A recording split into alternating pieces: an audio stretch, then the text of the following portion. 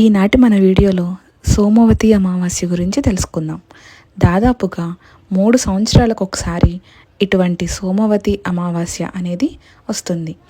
ఈ సంవత్సరంలో జూన్ 15వ తేదీలో ఈ అమావాస్య అనేది రావడం జరిగింది.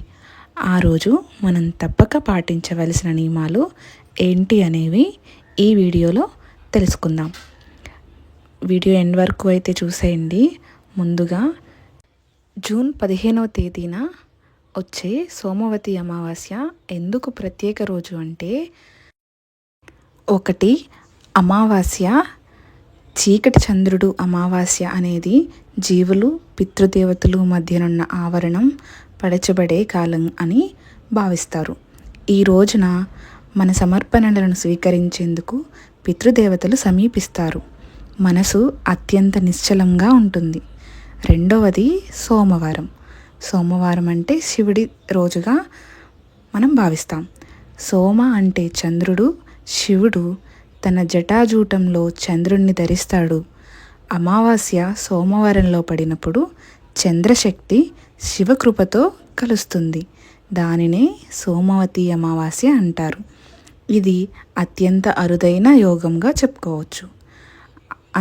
ఇంకొకటి మూడవది అధిక మాసం, అదనపు పవిత్ర మాసం.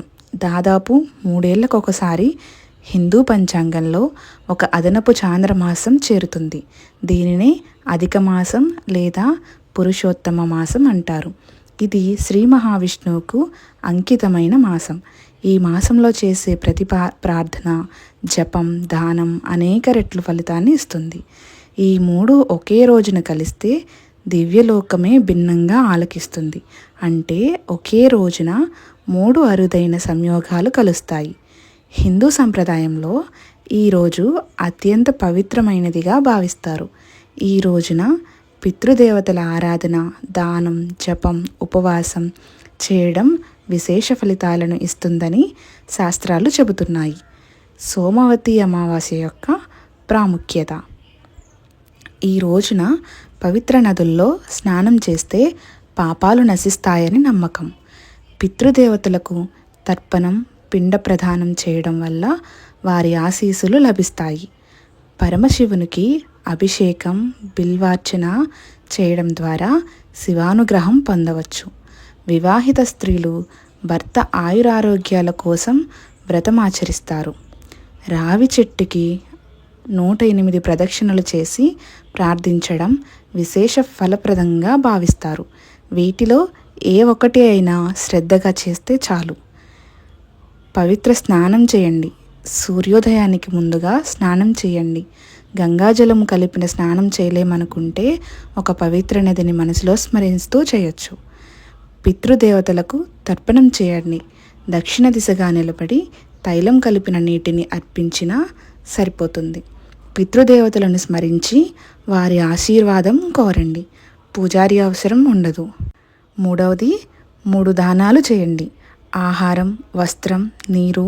ఈ 3 దానాలు 3 తరాల పితృదేవతలను సంతృప్తిపరుస్తాయి.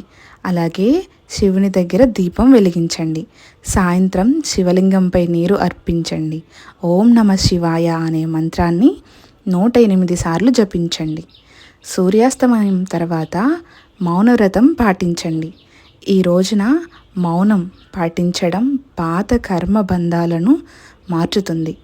1 గంటైనా ఎంతో శక్తివంతంగా పనిచేస్తుంది. ఇలా చేయడం వల్ల మనం పొందే ఫలితాలు ఏంటంటే, పితృదోష నివారణ అనేది పొందవచ్చు. అలాగే కుటుంబ శాంతి, ఐశ్వర్యం, ఆరోగ్యం, దీర్ఘాయుష్షు అనేది మనకి లభిస్తుంది. శివకృప మరియు పుణ్యఫల ప్రాప్తి అనేది మనకు ఉంటుంది. అయితే 2026వ సంవత్సరంలో సోమవతి అమావాస్య జూన్ 15వ తారీఖు అనగా సోమవారం అనేది రావడం జరిగింది. జూన్ 14వ తారీఖు మధ్యాహ్నం 12 గంటల 20 నిమిషాలకు ప్రారంభమయ్యి జూన్ 15వ తారీఖు ఉదయం 8 గంటల 24 నిమిషాలకి అయితే అమావాస్య తిథి సోమవారం సూర్యోదయంతో ఉండడం వల్ల 15వ తారీఖున భావిస్తున్నారు. ఈ వీడియో ద్వారా మరొక కొత్త విషయం తెలుసుకున్నారని అనుకుంటున్నానండి. ఇలాంటి సరికొత్త విషయాలు, మంచి మంచి పాటలు, పద్యాలు, పురాణ కథలు తెలుసుకోవాలంటే ఇప్పుడే ఛానల్ని సబ్స్క్రైబ్ చేసుకోండి. అలాగే ఈ వీడియోని లైక్ చేసి షేర్ చేయండి.